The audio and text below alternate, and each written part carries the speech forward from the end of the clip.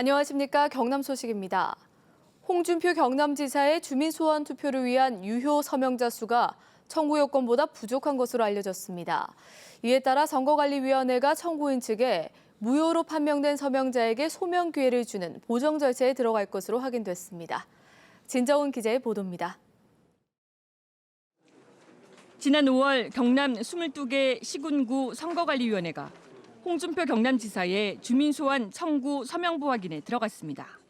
서명부에 적힌 35만 4천여 명의 이름과 주소, 날인 등이 맞는지 일일이 수작업을 통해 대조하는 겁니다. 경남 선관위의 확인 작업은 현재 마무리 단계인데 유효 서명 수가 주민소환 청구 요건에 못 미친 것으로 알려졌습니다. 서명자 35만 4천여 명 가운데 유효 서명이 주민소환 청구 요건에 해당하는 경남 유권자의 10%인 26만 7천여 명에 모자라는 것입니다. 무효 서명은 서명자의 주소가 정확히 일치하지 않거나 주민번호가 맞지 않는 등입니다. 7월 중순까지 서명부 심사를 완료할 예정이고 주민 소환을 청구할 수 있는 유효표가 얼마나 되는지 그게 관건입니다.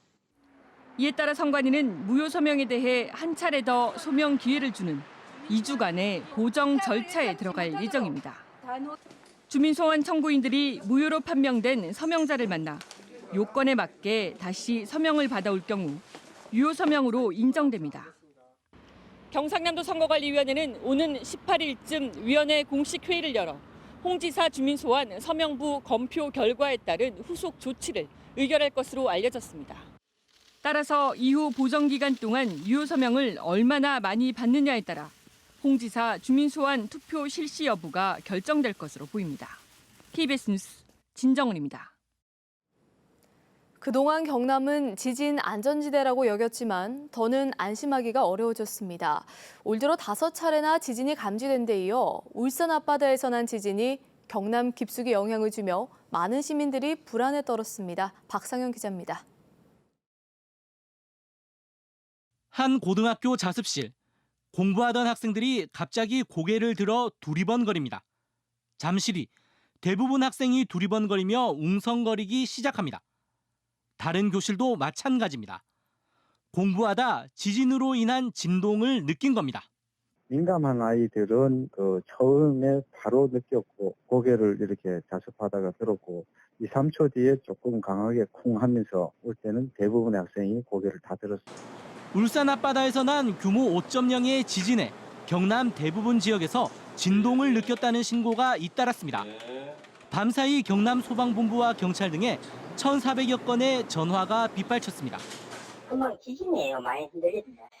아니, 저 누워 있는데 많이 흔들려가지고 이게 직접 저희가 내려가야 되나. 다행히 지진으로 인한 피해는 없었지만 경남 지역도 더는 지진 안전지대라고 보기 힘들어졌습니다. 지난 4월 일본 규슈에서 난 지진 진동이 경남에서도 감지됐는가 하면 창녕과 합천에서도 같은 달에 규모 3 이하의 지진이 나기도 했습니다. 때문에 경남도민들도 지진 대처 요령을 알아야 할 필요성이 높아졌습니다. 집 안에서 제일 안전한 머리를 제일 보호할 수 있는 그 테이블이나 단단한 테이블이나 식탁 밑에 피신하시는 게 가장 안전하다고 볼 수 있습니다. 또 실외에 있을 땐 벽이나 건물 주변을 벗어나 광장 같은 넓은 곳을 찾아가야 합니다. KBS 뉴스 박상현입니다. 우리나라 담배값은 세금이 많이 붙어 보통 4,500원이지만 면세 담배 가격은 갑당 400원에 불과합니다.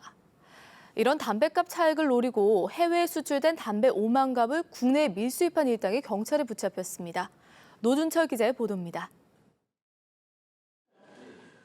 KTNG가 만들어 인도 면세점에 수출한 담배 에세라이트. 정상적인 품질의 담배지만 경찰 압수품 보관소에 가득 쌓여 있습니다. 자그마치 5만 갑, 시가 2억 2,500만 원어치입니다. 업자들이 이 면세 담배를 대량으로 밀수입해 시중에 유통시키려다 경찰에 적발됐습니다. 이들은 담배값의 차익을 노려 면세 담배 밀수입을 시도했습니다.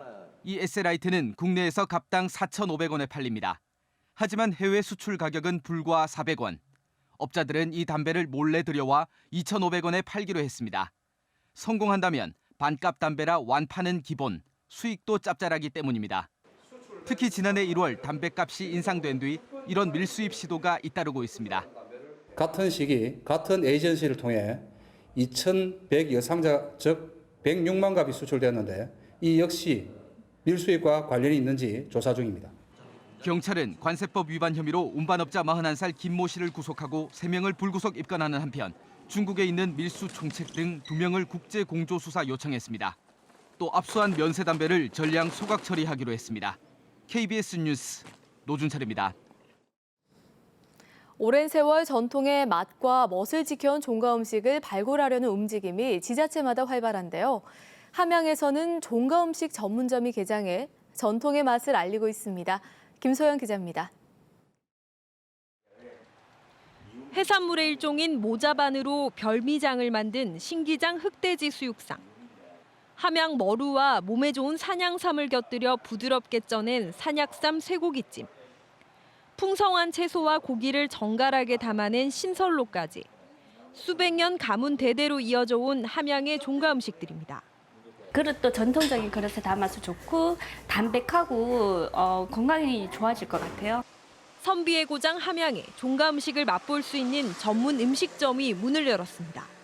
하동 정씨, 남원 양씨, 풍천 노씨 등 세계 종가 6종의 상차림을 재현했습니다. 선조들의 얼과 기품이 담긴 전통의 맛에 기반을 두면서도 현대적인 조리 방식을 가미한 점이 특징입니다. 시간이 오래 걸리면서 노력과 정성이 많이 가는 음식입니다. 종가 음식은. 그런 음식을 우리 현대인의 입맛에 맞도록.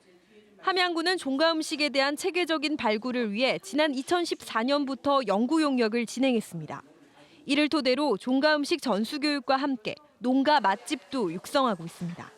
이 잊혀져가는 음식을 후대까지 개선해주고 또 지역 음식과 함께 접목해서 지역 음식 건강 활성화를 위해서 함양군은 조만간 종가 음식과 연계한 체험 관광 상품도 개발할 방침입니다. KBS 뉴스 김소영입니다.